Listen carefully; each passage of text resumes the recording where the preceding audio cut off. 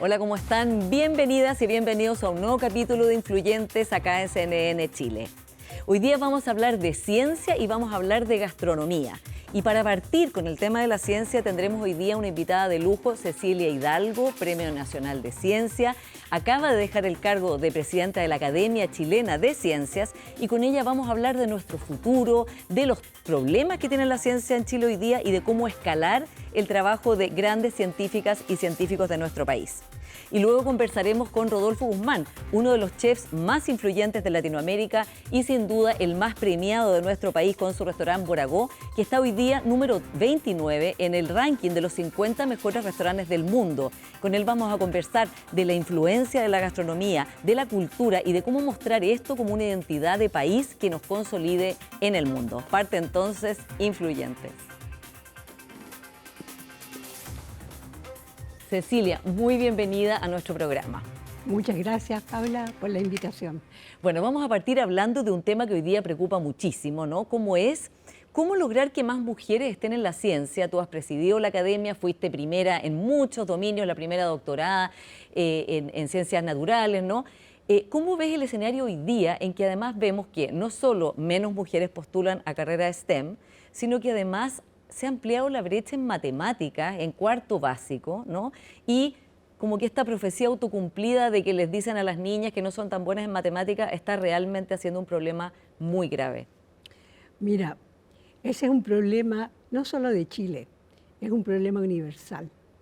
Y yo creo que la raíz del problema está en que la sociedad en general no cree en el talento de las mujeres para hacer trabajo creativo, en matemáticas, en las otras disciplinas científicas. Hay un gran cuestionamiento porque nos ponen etiquetas como que somos demasiado emocionales, que nos falta la capacidad de tener un juicio más abstracto. O sea, son cosas bien terribles. Y te digo por qué yo sostengo esto. Porque me encontré con un artículo que fue publicado el año 2015 en el diario El País, en que encuestaron a personas mayores de 18 años de distintos países europeos, España, Inglaterra, Alemania, Francia, Italia, y les preguntaron qué pensaban ellos si las mujeres podían llegar a posiciones de liderazgo en ciencia. Como el 70% dijo que no. Claro, esos son los estereotipos de género, ¿no? De finalmente pensar que las mujeres no son buenas para las matemáticas ni para la ciencia. ¿Te pasó a ti a lo largo de tu carrera tener que vencer esos obstáculos o que te trataran de una manera peor, digamos, por el hecho de ser mujer? Mira, me pasó poco. Y yo creo que me pasó, o si me pasó, es que yo estaba tan ocupada y tan centrada en lo que yo hacía. Además que corría todo el tiempo, porque, yo no sé, tú sabes, yo tengo 4 hijos. Entonces, compatibilizar mi carrera en ciencia con la familia y todo, siempre me hizo ser muy, muy enfocada. A lo mejor andaba yo con un montón de prejuicios a los lados, pero no los veía porque estaba demasiado enfocada en lo que tenía que hacer. Sí. ¿Y cómo avanzamos en cambiar esto? Porque digamos, los prejuicios, los estereotipos, desgraciadamente no se pueden cambiar con una ley, no se pueden cambiar como por decreto, ¿no? Sino que son cosas que están profundas en la cultura, pero que desgraciadamente actúan hasta el día de hoy, como decíamos, por ejemplo, la prueba TIMSS de matemática, una prueba internacional, mostraba esta brecha de nuevo que se abrió entre niños y niñas. Y una de las razones que dicen, en el fondo, que explican este fenómeno, tiene que ver con profesores y profesoras que en realidad creen menos que las niñas pueden ser buenas en matemáticas y se va transformando en algo que se creen ellas mismas. Por eso que yo digo que esto requiere un cambio cultural profundo y que va a tomar tiempo. Yo siento que hemos avanzado, lo he podido constatar. Hay más mujeres estudiando doctorados en carreras científicas. Todavía falta que entren más mujeres a estudiar física y matemáticas, pero estamos aumentando. Pero es lento, tenemos que hacer cambios más rápidos. Yo creo que el Ministerio de Ciencia, por ejemplo, con el consejo que tiene, un consejo de género, está impulsando medidas para apoyar a las mujeres en el desarrollo de sus carreras. Pero también pienso que esto tiene que ir desde el principio, desde las niñas muy chiquitas, ¿no? Hacerles ver que realmente, si quieren estudiar una carrera científica, tienen que confiar en sus talentos, no dejarse atraer por estos cantos de sirena negativos que dicen no, las mujeres son malas para las matemáticas. Mira, yo tengo 4 hijos, 3 hombres y una mujer. Mi hija fue seleccionada a la Olimpiada de Matemáticas, porque en nuestra casa no estaba ese prejuicio. Claro, exactamente. Ahora, también en tu rol como presidenta de la Academia de Ciencias, un cargo que acabas de dejar el 31 de diciembre del año pasado, viste la realidad también científica del país, ¿no? ¿Cómo evalúas tú la cantidad de recursos que destina el Estado de Chile a la ciencia, siendo este además un factor clave para el desarrollo, para aumentar todos los indicadores que necesitamos para ser un país desarrollado? Mira, yo te escucho y me dan ganas de aplaudirte, porque tú estás convencida de lo que dices, de que invertir en conocimiento, en ciencia, en tecnología es absolutamente esencial. Y yo creo que eso lo escuchas de parte de las autoridades, ¿eh? Están todos convencidos y sin embargo cuando llega la hora de hacer mayor inversión y recuperar, por ejemplo, científicos que estamos perdiendo, científicos formados en Chile o formados en otros países que no tienen dónde ingresar al país, pese a que yo estoy convencida de que tenemos la suerte de tener un país con gente muy talentosa. Entonces, es desesperante ver cómo no logramos avanzar en eso. ¿Y eso, Cecilia, ha pasado en todos los gobiernos o ha habido gobiernos donde ha habido, digamos, una inversión mayor, una apertura a conversar más con la comunidad científica y estar en contacto con sus necesidades? Mira, cuando era candidato el presidente Eduardo Frei Ruiz-Tagle, nosotros nos reunimos con él, un grupo de científicos, y le planteamos que la ciencia estaba muy de capa caída. Después de los años de dictadura se había ido mucha gente de Chile, había gente que estaba regresando, y él nos creyó e impulsó 2 iniciativas que han sido, bueno, una de ellas se terminó, pero la otra ha sido hasta el día de hoy fundamental para apoyar la ciencia en Chile.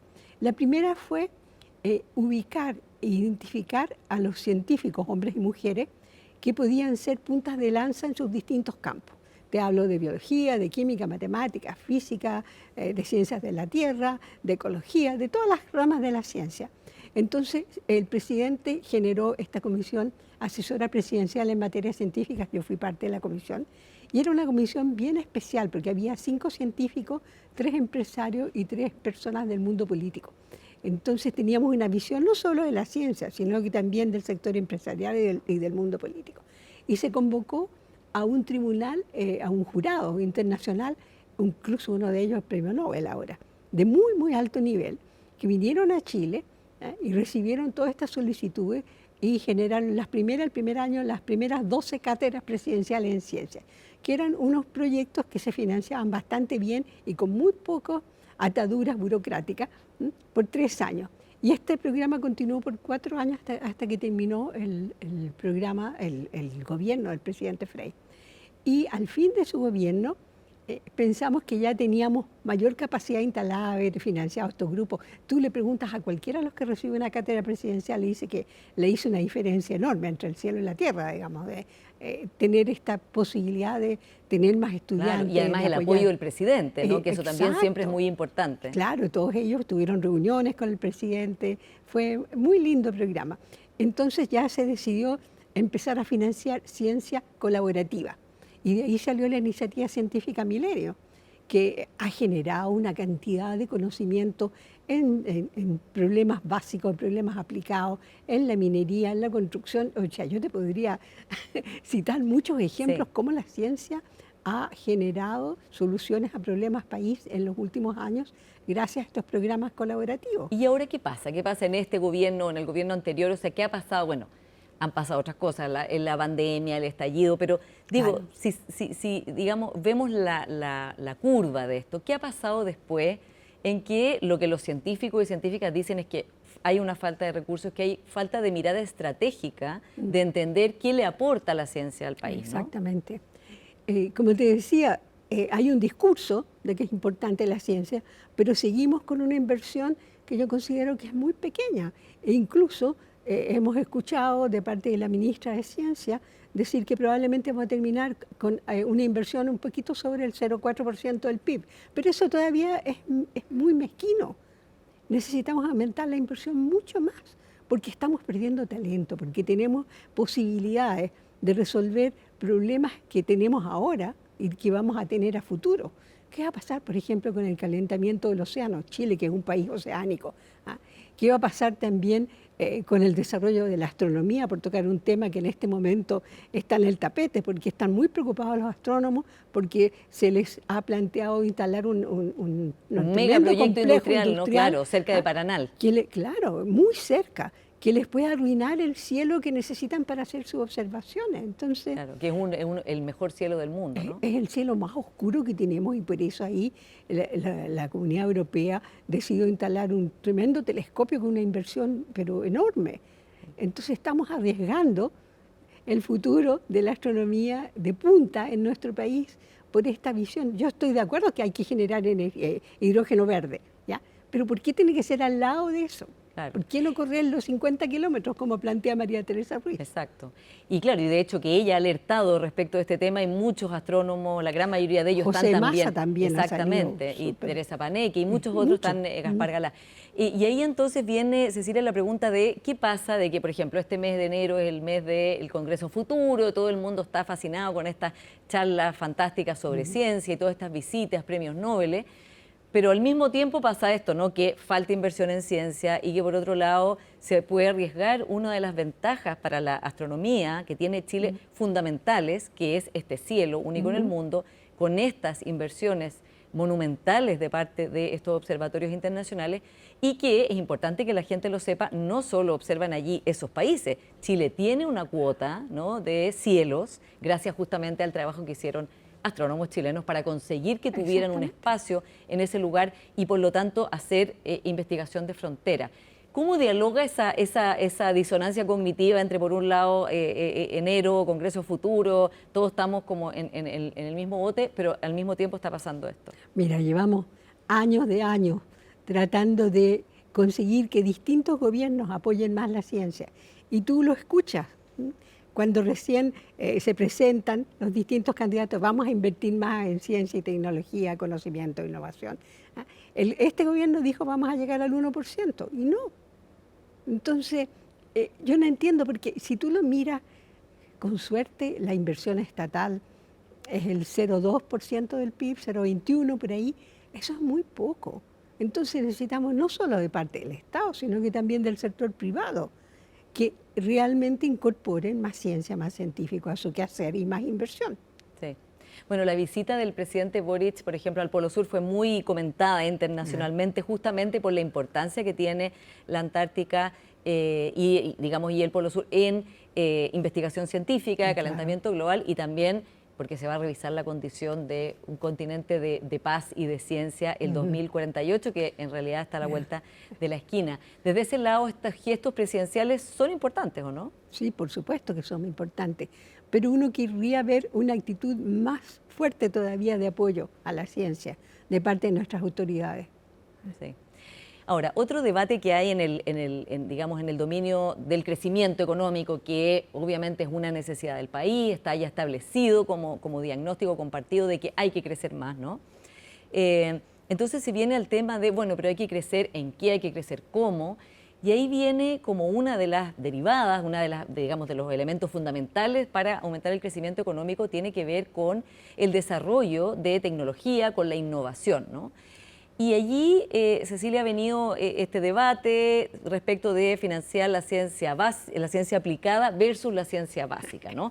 Explicándole a la gente, es decir, fomentar o impulsar la ciencia que se refiere a problemas concretos, que soluciona problemas concretos, y no la ciencia básica que está destinada a ver, digamos, grandes problemas que no se sabe a priori cómo podrán afectar la vida diaria o cómo crear estos grandes inventos, ¿no? Pero que es como un camino de exploración que en general la historia de la humanidad sí ha llevado a luego aplicaciones prácticas, solo que no es el origen y solo que no es inmediatamente. ¿Cómo ves tú esta dicotomía que se está planteando? Mira, yo creo que en el fondo es una dicotomía falsa, porque lo que uno tiene que tener es buena ciencia y aplicaciones de la ciencia. Entonces, esto de decir ciencia básica y ciencia aplicada, no, tenemos ciencia que se aplica en algunos casos. A veces se puede aplicar a plazos más cortos y a veces a plazos más largos y a veces quizás no se va a aplicar nunca. Pero tenemos que generar conocimiento. Tenemos que generar conocimiento porque, como yo lo dije, tenemos problemas muy graves. A mí, por ejemplo, algo que me tiene muy preocupada es esta noticia de que se están calentando nuestros océanos. Y que si en este momento cortáramos el calentamiento global, se demoraría muchos años en revertirse ese calentamiento. Y eso tiene, pero, repercusiones enormes, no solo para la vida marina, sino que para todo tipo de equilibrios de nuestra Tierra.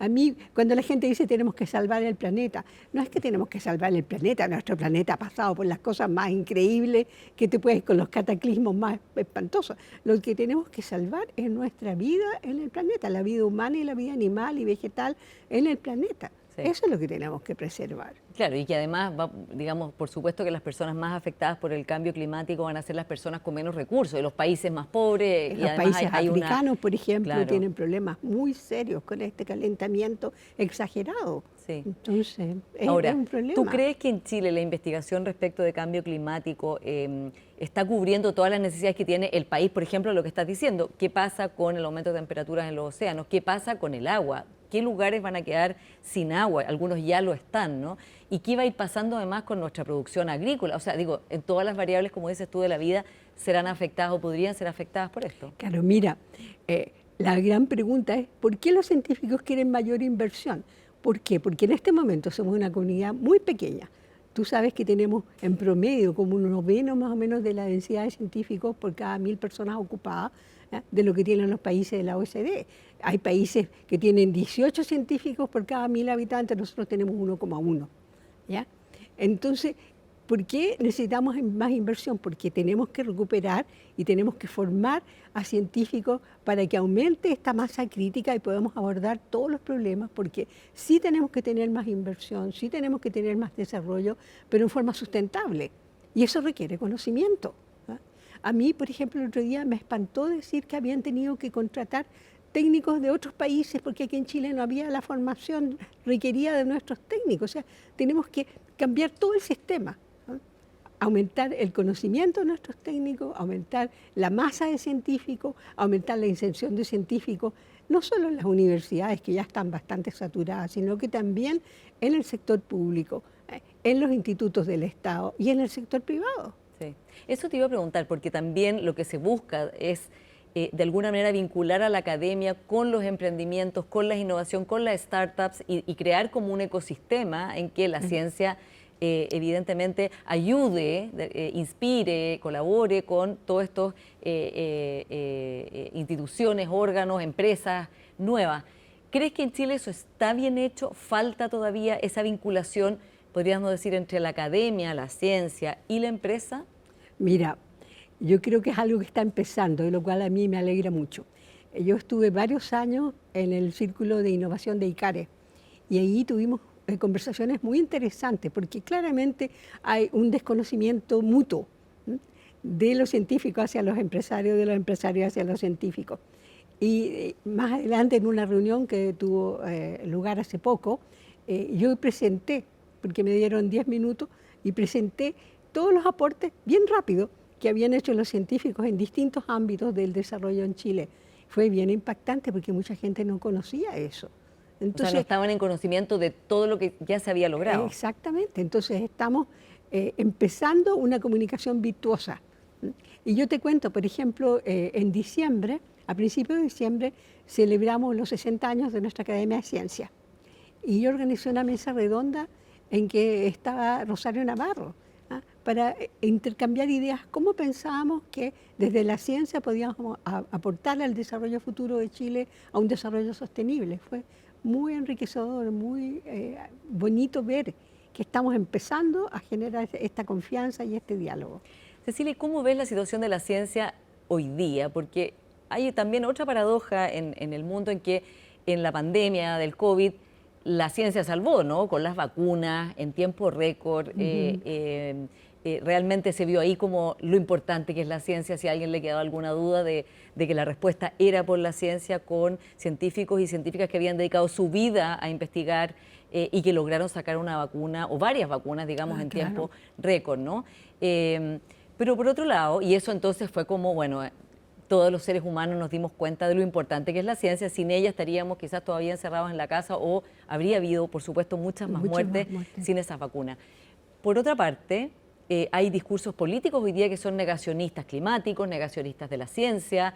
El nuevo ministro de Salud de Estados Unidos es un activista antivacunas, por ejemplo, ¿no? Que va a cambiar y está en riesgo la política de vacuna de los niños y las niñas en Estados Unidos. ¿Cómo ves tú ese panorama en que quizás por primera vez en muchos años empieza a haber este cuestionamiento sistemático y como agenda respecto de la ciencia y las verdades científicas que están establecidas? Sí, yo lo encuentro extremadamente peligroso y creo que como comunidad científica tenemos que ser más activos. Hasta ahora hemos sido quizás un poco desdeñosos en no tomarlos mucho en cuenta, pero creo que ha llegado el momento de empezar a enfrentarlos con todo, porque esta forma, por ejemplo, yo no puedo creer que alguien piensa que la Tierra es plana y tienen los tierraplanistas en todos lados, o sea, Pero y tienen ahora en las redes sociales un espacio donde difundir el terraplanismo. ¿cómo? ¿Cómo? Yo digo, pero ¿cómo? Entonces vamos a tener que ser más enérgicos en realmente rebatir esas ideas falsas, porque no se sustentan en la realidad. Claro, y además, no sé, toda la desinformación, por ejemplo, proveniente de otras innovaciones y descubrimientos científicos como la inteligencia artificial, sabemos que ya la posibilidad de crear, y ya no solo información falsa, sino imágenes, videos, Arte. todo, digamos, va... Arte, así entre comillas. Claro, va a ser mucho más difícil establecer para las personas qué es verdad y qué no en las redes sociales. Desde esa perspectiva, ¿crees que hay que regular eso? Que siempre es complicado regular la libre expresión, pero ¿qué pasa con alguien que difunde mentiras respecto a las vacunas, mentiras respecto al cambio climático? Decir, por ejemplo, que nunca el Ártico había tenido más nieve que ahora, cuando eso no es verdad. Los pobres osos polares no tienen dónde pararse Sí. ya. O sea, no, mira, yo creo que, y por eso lo dije, que la comunidad científica, no solo en Chile, sino que internacional, tiene que tomar un rol mucho más activo, combatiendo todas estas mentiras que son tan dañinas, porque es una especie de pensamiento que yo no sé en qué se sustenta, como un pensamiento, no sé cómo definirlo, porque a mí me parece tan extraño. Claro, y Sí. pero desgraciadamente a la gente le atrae esas mentiras. Sí, pues y por eso que nosotros tenemos que apoyar fuertemente las verdades apoyadas por el conocimiento científico. ¿Debieran tener un rol más activo los científicos en términos políticos, por ejemplo? Mira, aquí en Chile eso es muy difícil, deberíamos, pero somos tan pocos y si habla con cualquiera de los científicos, están todos colapsados y colapsadas, porque estamos haciendo tantas cosas, ¿no? Porque somos pocos, tenemos que hacer docencia de pregrado, docencia de posgrado si estamos en la universidad, tenemos que hacer difusión, tenemos que hacer nuestra investigación. Mira, yo en la Academia de Ciencias hace poco iniciamos una encuesta a científicos jóvenes preguntándole cómo era su situación laboral y todos tienen una visión bastante preocupante. ¿En qué sentido? De que no tienen el tiempo necesario para desarrollar a full todo su potencial para generar conocimiento. Claro, eso es muy complicado resumido porque en una frase. esa es la generación de relevo, ¿no? Exactamente, Que está preparándose para tomar el relevo en la primera línea del desarrollo científico. Exactamente, sí. Ahora, ¿qué debiera hacer el Estado con eso, en términos bien concretos? O sea, si alguna autoridad del gobierno o de futuros gobiernos nos ve, ¿qué debiera realmente ponerse en la cabeza el gobierno y ojalá el Estado de Chile como una política de ciencia que perdure? Digo, vuelvo a decir lo mismo, el Congreso Futuro es muy bonito, dura el mes de enero y todo el mundo está enfocado en la ciencia, pero después la realidad es que al otro día se vuelve a lo de siempre, ¿no? Yo diría que es un cambio de mentalidad, o sea, realmente creer y estar convencido de que generar conocimiento lo único que va a hacer es hacernos un mejor país, porque lo requerimos. Ahora, uno habla de generar conocimiento en ciencias exactas, en ciencias naturales, y yo lo incluyo a generar conocimiento en ciencias sociales, en arte y humanidades, en todas las actividades humanas. ¿Y por qué? Porque, mira, por una parte, desde que estamos en esta tierra, los seres humanos, hemos tratado de entender el universo, el mundo en que estamos. Y pudimos hacer muchas cosas. Mira cómo hemos cambiado el mundo desde que estamos acá. O sea, empezamos por manejar el fuego, por encontrar plantas que sí podíamos comer y que eran medicinales, otras que no. O sea, fuimos de a poco como descifrando el mundo en que estamos, ¿no es cierto? Y eso es parte consustancial de ser un ser humano. esta curiosidad, este empuje por entender dónde estamos, qué somos. ¿Ah? Toda la investigación que hay en nuestro cerebro, que es la conciencia. Con eso partió el Congreso Futuro, con 2 charlas sobre conciencia. La conciencia, ¿qué es? ¿Cómo la podemos definir? ¿Cómo la podemos medir? Entonces, por una parte está todo eso, que negarlo es como negar que tampoco puedes hacer arte, lo cual sería terrible. O sea, ¿qué sería un país sin arte, sin ciencia? ¿Ah? Un país chato, un país gris, un país sin esperanza de futuro, diría yo. ¿Ya? Entonces, está por una parte esa parte creativa del ser humano que tiene que ser apoyada en nuestro país. Pero por otra parte, como ya lo he dicho varias veces, yo creo que necesitamos aumentar el contingente científico. ¿Qué va a pasar con toda la gente que salió con becas Chile? Claro, tiene que tener un lugar acá, porque si no, ese talento no va a poder, digamos, ponerse en valor acá en Chile. Exactamente. Entonces, o vuelven a Chile, pero ¿a dónde van a volver? Si en este momento está prácticamente cerrado el sistema. Entonces hay que aumentar el número de científicos y eso requiere más inversión, pública y privada. ¿Por qué no tener científicos en las empresas? Una muy buena idea para conversar con los líderes gremiales y empresariales, que como dices tú, Rosario Navarro está bastante interesada en ese tema. Sí. Cecilia Hidalgo, muchas gracias por esta conversación. No, muchas gracias a ti. Y vamos a ir a una pequeña pausa y ya seguimos con más influyentes en que hablaremos de cultura, gastronomía y también parte de los temas que hemos hablado con Cecilia Hidalgo, pero esta vez conversaremos con Rodolfo Guzmán, chef de Boragó, uno de los mejores restaurantes del mundo. Ya volvemos.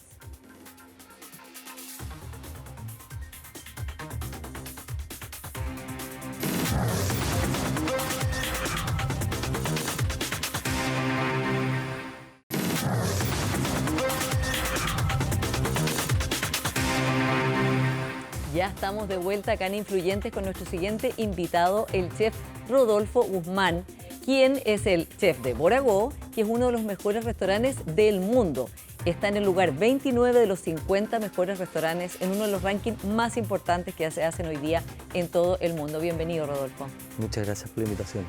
Bueno, eres además uno de los chefs más influyentes, yo diría, de Latinoamérica, con todo lo que has hecho y vamos a conversar de eso. Pero quiero partir preguntándote cómo te explicas tú este éxito de tu propuesta en Boragó, que es una propuesta muy especial, muy innovadora, y además porque ha sido una trayectoria tuya sostenida en el tiempo, digamos. No es que hayas aparecido de repente en un ranking y después no hayas estado, sino que en el tiempo tu restaurante siempre ha destacado como el mejor de Chile, como uno de los más destacados de Latinoamérica. Mira, yo la verdad que nunca imaginé como cocinero ni como hoy día director del Boragó y de todo el área de investigación que tenemos dentro del restaurante, nunca me imaginé que iba a pasar lo que está pasando con el restaurante. A pesar de que solo estamos, no estamos en la parte de arriba de la lista, es un restaurante que es conocido en todo el mundo, pero hoy día más que nunca. Hoy día más que nunca y funciona como un imán. O sea, te digo, gente de todo Asia, de todo el hemisferio norte, realmente no hay nadie que no quiera venir a Chile solo a ver lo que nosotros hacemos. Eso nunca me lo hubiese imaginado. Ahora, Rodolfo, tu propuesta está bien anclada en Chile, ¿no? O sea, sí, tiene un gran éxito internacional, pero sí, tu filosofía, podríamos decir, y por eso queremos hablar de las tendencias gastronómicas y las tendencias respecto a la imagen de Chile que se pueden exportar. Es que tú dices, bueno, hay que trabajar con los productos que hay en Chile, que para ti son los productos de mejor nivel del mundo, sí, y además entender muy claramente de dónde viene uno, ¿no? Sí. Y quién eres. ¿Cómo te has contestado tú esa pregunta y lo proyectas a esta idea sobre nuestro país, que es una idea por lo demás muy optimista, muy positiva, muy atractiva también para conquistar mercados mundiales? Bueno, no es que nosotros queramos o no queramos. El territorio chileno, hubieron 2 lugares, las últimas glaciaciones que no se alcanzaron a congelar, y es una de las despensas endémicas más grandes del mundo. ¿Esto qué quiere decir? Que hay ingredientes que crecen solamente en Chile, ni siquiera en el resto de la región de Latinoamérica. Chile es el país que tiene el banco de agua más largo, de alguna manera, ¿cierto?, del mundo, por un mar muy frío. Y cuando hablamos en materias de gastronómica, o sea, de bichos de mar, de pescado, ¿cierto?, con el agua fría, yo te diría que solamente es comparable a los ingredientes que tiene Japón, pero nosotros tenemos una variedad mucho más grande. nosotros nunca nos imaginamos que íbamos a descubrir lo que hemos descubierto acerca de los ingredientes chilenos. Hoy día el Voragó es básicamente un diccionario gastronómico aplicado sobre la gastronomía. O sea, un ingrediente significaba hace solo 15 años atrás, significaba una posibilidad y éramos felices con esto. Hoy en día un ingrediente significa al menos 300 posibilidades, en términos de sabor. A nosotros los cocineros nos mueve el sabor y hemos descubierto cosas excesivamente deliciosas que podrían trascender a la gastronomía del día de mañana, en el caso de nosotros. Y ese es mi rol hoy en día un poco en el restaurante. Buscar hacia dónde vamos a movernos. Sí te puedo decir que hoy día lo que está sucediendo dentro, no solamente a nivel gastronómico, sino que en el equipo del Voragó es impresionante. Sinceramente creo que nosotros tenemos el mejor equipo humano del mundo. Ahora, en el fondo tú siempre, leyendo todas tus entrevistas y tus declaraciones, Rodolfo, siempre promueves a Chile, ¿no? Eres un gran promotor. Falta que los chilenos nos creamos esta historia, digamos, porque a veces somos bien autoflagelantes de ver el potencial y la realidad de lo que tenemos, de manera de también ir con esa cara al mundo. Yo te diría que la gastronomía es como cualquier otro performance, ¿ya? O como cualquier otra disciplina en el mundo. Lo que pasa es que la gastronomía hace 40 años atrás está en un espectro muy bajo, pero hoy día se puso a nivel de la arquitectura.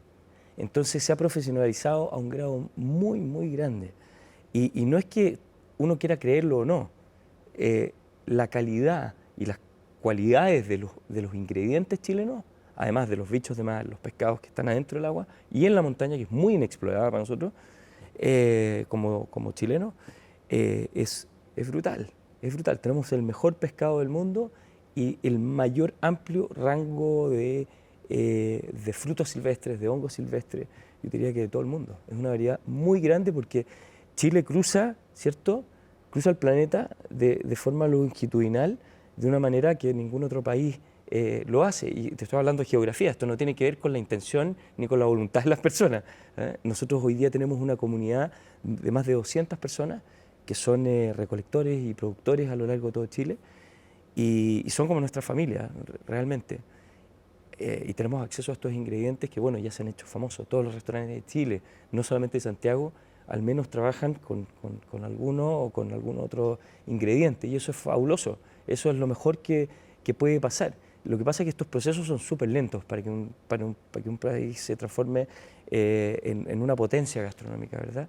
Y hoy día estamos muy bien encaminados, hay muy buenos restaurantes, cada vez hay mejores restaurantes, cada vez hay mejores cocineros, pero hay que seguir evolucionándolo, ¿verdad? Hay que seguir trabajándolo en conjunto y hay algo que es muy importante, que es el compromiso del productor, de los pescadores, de los agricultores, ¿cierto? Entonces, de alguna forma, los cambios más grandes en el mundo de la gastronomía lo hacemos nosotros, las personas, ¿verdad? Incluso en la casa, con el solo hecho de escoger un ingrediente que tiene una calidad superior. ¿A qué me refiero con esto? Por ejemplo, un tomate. Un tomate, el tomate solo crece en verano en Chile. No crece en otoño, bueno, termina la temporada en otoño, pero no vas a encontrar un tomate en invierno de calidad, ni en primavera. Lo que tú vas a encontrar en invierno es otra cosa, con forma de tomate, pero no tiene sabor a tomate. Entonces, en Chile, el buen tomate, que a mi gusto, el mejor tomate del mundo, es el tomate rosado del Maule, que estamos haciendo un trabajo muy, muy grande con toda la comunidad de agricultores del Maule, con el fin de que la gente pueda entender que no cantidad, sino que calidad es algo muy importante, porque son caros, ¿verdad? Hay toda una tendencia en la zona de poner paneles solares. Los agricultores están dejando de hacer agricultura porque es mucho más rentable poner paneles solares. Ese sería un grave error para Chile. Y en este sentido, el Estado, no te hablo del gobierno porque los gobiernos duran muy poco en Chile, no alcanzan a hacer ni un cambio, realmente nada sustancial. La comida es lo más importante para el ser humano. Y creo que el Estado chileno va a tener que, de alguna manera, entender que generar conocimiento es lo más importante, y el conocimiento basado en la comida, ¿cierto? En la gastronomía, que un país sin cultura no puede desarrollarse correctamente. La gastronomía es símbolo de cultura. ¿verdad? Bueno, y además Chile quiere y es en bastante medida una potencia agroalimentaria con sus Totalmente. exportaciones de alimentos al mundo. Hablabas del rol del Estado. Yo creo que eso es muy importante porque la gastronomía, más allá digamos, de la dimensión individual o empresarial, es por supuesto una industria que está relacionada con el turismo, está relacionada con los productos y los trabajadores y los recolectores de cada lugar. ¿Qué esperarías tú del Estado? O sea, ¿qué realmente, me imagino que te lo has pensado harto, Rodolfo, Sí. de manera de escalar, ¿no?, a que haya Absolutamente. una imagen de nuestro país, una identidad quizás de nuestro país relacionada con poner en valor esto? Yo te diría que el rol del Estado no tiene que ser un rol tímido, sino que tiene que ser un rol en primer plano, en el sentido que el Estado no va a hacer ningún cambio, y yo creo que las personas tampoco esperan que haga un cambio, pero preparar la cancha para que se pueda desarrollar correctamente.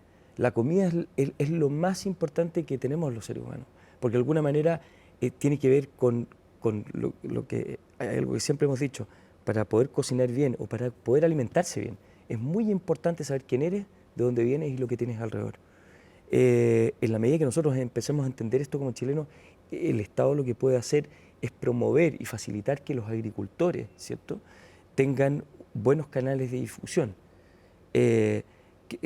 Al mismo tiempo que la gente pueda tener acceso a los mercados, facilitar las normas de que los restaurantes puedan poder trabajar bien. Hoy día los restaurantes se enfrentan a un sinfín de problemas enormes con las leyes que son Con los permisos y también tipo de permisología. Las patentes, es horrible. Esto va absolutamente en contra de la cultura de un país, porque la gastronomía es cultura.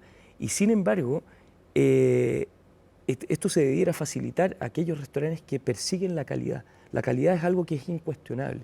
O sea, por ejemplo, si yo tomo un pescado y lo saco del agua y lo pongo encima de una mesa, ese es el límite de la calidad. No tiene que ver con la ejecución, que esto hay una confusión muy grande. ¿Ah? Antiguamente, en los 90, al principio de los 2000, se decía, no, los pescados chilenos son de más baja calidad que los que venían de afuera. O sea, no solo lo mejor, sino que lo bueno venía desde afuera. Un restaurante que tenía buena calidad en aquella época era un pescado que Era importado. que lo traían desde Japón. Hoy día, en la actualidad, todos sabemos que eso es ilógico, que no es real. Un pescado que viaja miles de kilómetros tiene mucho menor calidad que un pescado que viene, ¿cierto?, desde la costa de 1 hora de Santiago. El tema está en que la ejecución, esto es otra cosa, ¿verdad? La ejecución, el entrenamiento de un cocinero te puede tardar una vida, pero esto está empezando a cambiar en Chile. Entonces, cuando el Estado empieza a ver que la gastronomía es un motor de cambio para el turismo Chile, en algún minuto el cobre se va a pagar, en algún minuto, y ya sabes, Chile no solamente es la despensa natural comestible más única del planeta, sino que además es un destino natural pristino. Chile está totalmente protegido, está intacto, como era hace miles de años atrás. Y eso es fabuloso, eso significa que mucha gente va a querer venir a viajar y a conocer la Patagonia, Rapa Nui, o el desierto de Atacama, o Chiloé, en fin.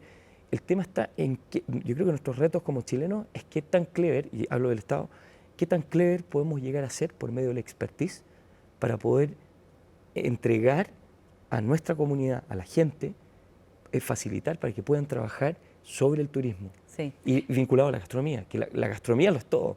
Sí. ¿Cierto? Estaba pensando, Rodolfo, mientras te escuchaba, por ejemplo, en países como Perú, que tiene una gastronomía muy fuerte, una de las más importantes del mundo, sin duda, pero que hizo un esfuerzo y ha hecho un esfuerzo desde el Estado para presentar esa cara al mundo, ¿no? Absolutamente. Y ahí hay chefs muy icónicos, Gastón Acurio, etcétera, pero hay un esfuerzo mancomunado entre Estado, empresas, sociedad civil, en decir, esta es la cara con que nos presentamos y ha sido muy exitosa porque es una gastronomía conocida y reconocida en todo el planeta. A los chilenos nos falta visión, diseño, somos muy tímidos, no nos creemos el cuento, todas las anteriores. Yo te diría que la timidez, creerse el cuento, visión, no tiene absolutamente nada que ver con expertise. El expertise es un camino simétrico y una ruta que te puede llegar muy lejos en la vida. El expertise tiene que ver con las personas que toman las decisiones correctas para producir grandes cambios en las rutas del turismo, como puede ser vinculado a la gastronomía. Necesitamos gente que tenga la capacidad de dirigir leyes que promuevan a la agricultura. Ojo, no solo los agricultores son muy débiles solos, y los cocineros somos muy débiles solos, y el turismo es muy débil solo, y la vitivinicultura y la industria vitivinícola es muy débil sola. Lo que es potente es cuando tú juntas un país como Chile, que es productor de vino, ¿cierto?, con el turismo, con la hotelería, con la agricultura y con la gastronomía. ¿Y no ha habido gente con ese expertise? ¿No hay en No este lo hay. gobierno, en el anterior, en los anteriores? No lo hay, pero sin duda que en Chile lo existe. En Chile es un país con hoy día se está transformando en una gran fuente de talento en distintas disciplinas.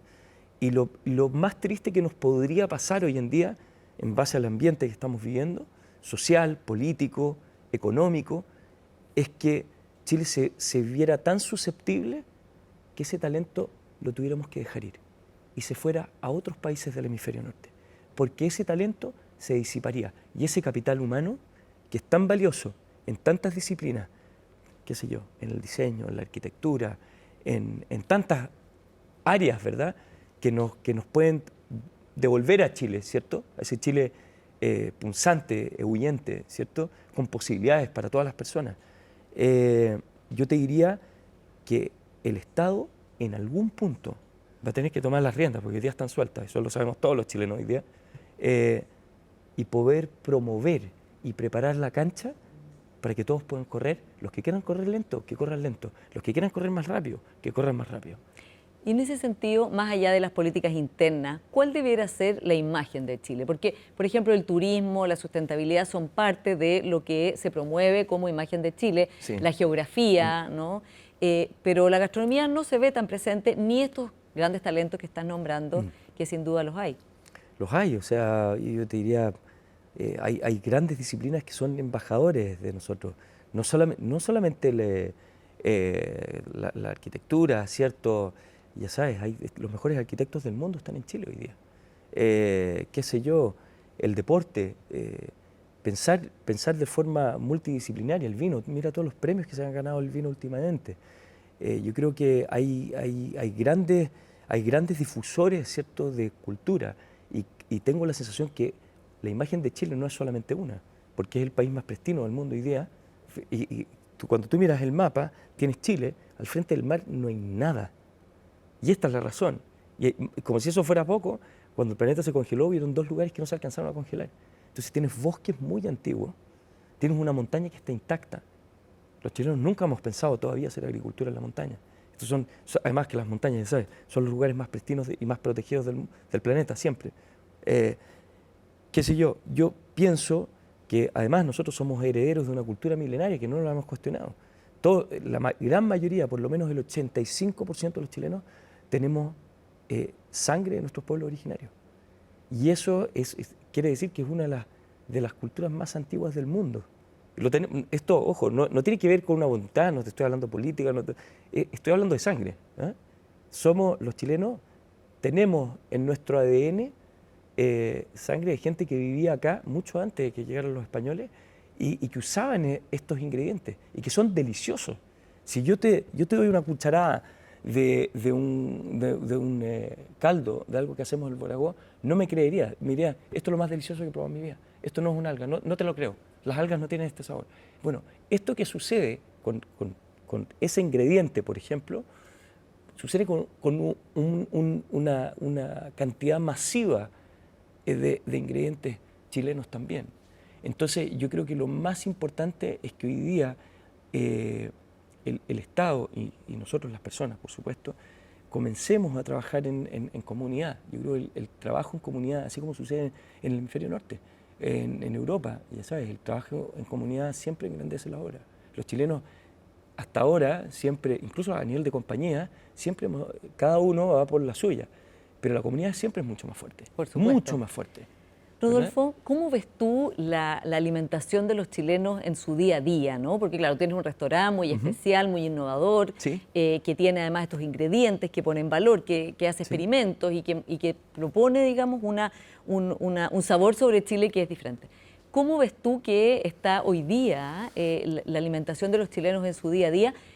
Porque no parece que se estuviera tomando tanto en cuenta en el menú diario, digamos, de las casas, toda esa riqueza que tú dices de pescado, de mariscos, de frutas, de todo lo que exportamos? Yo te diría que la alimentación en Chile hoy día no es buena. Y con esto no te hablo de clases sociales. Por ejemplo, en un lugar en el hemisferio norte, la alimentación variaría de clase. O sea, la clase media tendría un poco peor alimentación que la clase alta, ¿cierto? No tanto, porque igual hacen esfuerzo. Pero en Chile eso no tiene nada que ver. Todos se alimentan mal por igual. Exactamente, porque es un tema cultural. Y tiene que ver con la calidad y tiene que ver con de qué manera nosotros entendemos el hecho de comer bien, ¿verdad? Por ejemplo, la cantidad. Nosotros en Chile siempre, ya sabes, las verduras han sido muy baratas toda la vida, hasta ahora. Hoy día Chile se transformó en un país carísimo, pero hasta ahora, entonces siempre hemos visto excesos, ¿verdad? Y basta que tú te vayas a La Vega y veas la cantidad de verdura que hay. Esa cantidad de verdura en otros países no existe, ¿verdad? Eso quiere decir lo exuberante, lo potente que es el territorio chileno para producir. La cantidad de comida que se bota en Chile a diario es brutal. Son números enormes. ¿Y qué te quiero decir con esto? Cuando te hablo que Chile no se alimenta bien, no te hablo de algo impositivo, sino que te hablo de algo, del potencial que Chile tiene para poder alimentarse. Hoy día nosotros nosotros dentro del Boragó tenemos un centro de investigación que está dividido en distintas áreas y hemos descubierto cosas que son impresionantes desde el punto de vista del sabor y por supuesto que también a nivel nutricional. Mi labor ahora, hoy en día, no solamente este pequeño restaurante, porque la verdad que, como tú decías, es un restaurante muy chiquitito, donde solamente damos 52 cubiertos, 50 cubiertos como máximo, ¿verdad? No damos a 400 personas diarias, ni tampoco podríamos hacerlo con la complejidad con lo que hacemos. Es un restaurante experimental, pero este camino nos ha llevado a descubrir cosas que podrían ser súper interesantes para la alimentación, no solamente de las personas, sino que de los niños. Y mi labor es que me he demorado, y probablemente me voy a demorar mucho, porque ya sabes, nada sucesivamente bueno sucede de la noche a la mañana. Las buenas cosas tardan tiempo en nacer. Mi labor hoy en día es decidir qué vamos a hacer con este activo. Y como decías, ¿cómo puede impactar, por ejemplo, la alimentación de los niños y de las niñas? Sí. Que hoy día además tienen unas tasas de obesidad muy, muy altas en Chile, ¿no? Sí, o sea, Chile era un país punzantemente preocupado del COVID. Yo creo que la obesidad es aún más relevante y mucho más importante de lo que fue el COVID. Acuérdate que comer bien hace feliz a las personas. Esto es súper importante y las personas felices, los niños felices pueden terminar siendo niños más inteligentes. Entonces, sobre todo hasta los 6 años, ¿verdad? Y después la etapa hasta los 18 años. La alimentación es algo muy importante. Y en Chile hay muchos ingredientes que nunca han sido escalados en la historia de Chile. Además que son de bajo costo y podrían cambiar la forma en que comemos, sobre todo porque la buena comida, los niños no comen bien porque la comida seguramente no tiene buen sabor. No tengo nada en contra de la comida rápida, pero mientras más tiempo pasamos los padres cocinando para nuestros hijos, mejor van a comer. Y eso de alguna manera tiene que ver acercando los mercados, ¿cierto? Los mercados donde tú vas a comprar verduras o el pescado a la gente. Está bien, no digo que los supermercados no tienen que existir, no solucionan muchos problemas, aparte que están muy caros hoy en día, pero más allá de eso, yo te diría que debieran existir espacios en Santiago y en las comunas donde los alcaldes se pongan de acuerdo para promover los mercados. Los mercados son lugares muy lindos, donde las familias se pueden reunir. Sí. Rodolfo, se nos está acabando el tiempo, pero quiero volver al inicio de esto, que es este nombramiento en este ranking muy importante de los 50 Best Restaurants en el mundo. Y tú y Boragó han salido en muchos rankings internacionales, pero ha sido más difícil con la crítica chilena, ¿no? Es parte de que en Chile a lo mejor la innovación, la experimentación en general no es tan valorada en muchos ámbitos y se es más fácil como un profeta afuera que acá. Yo la verdad que no he prestado atención a la crítica chilena, no sé, nunca he escuchado algún comentario de ese tipo. Lo único que sé es que toda gente de todas partes del mundo quieren venir a comer al Boragó y nos frustraríamos si vienes a comer y no sea una de las mejores comidas que has tenido en tu vida. Y además te puedo decir que viene gente de todas partes de Chile a celebrar con nosotros, no solamente en Santiago. Y eso es fascinante para nosotros. Sí, se ha desarrollado más el gusto de los mismos chilenos de ir a probar experiencias distintas. Nosotros tenemos un 50% público chileno. Dentro de ese 50% es gente que viene de regiones al Boragó, solamente al Boragó a comer. Sí. O sea, que se organizan para venir a celebrar, en fin. Y eso para nosotros es muy importante. Y para terminar, Rodolfo, hablaste con mucha pasión de este centro de innovación que tienes con el restaurante, ¿no? Y que decías incluso podría alimentar, valga la palabra, ideas, inspiraciones para la alimentación de las personas en su vida diaria, especialmente de los niños.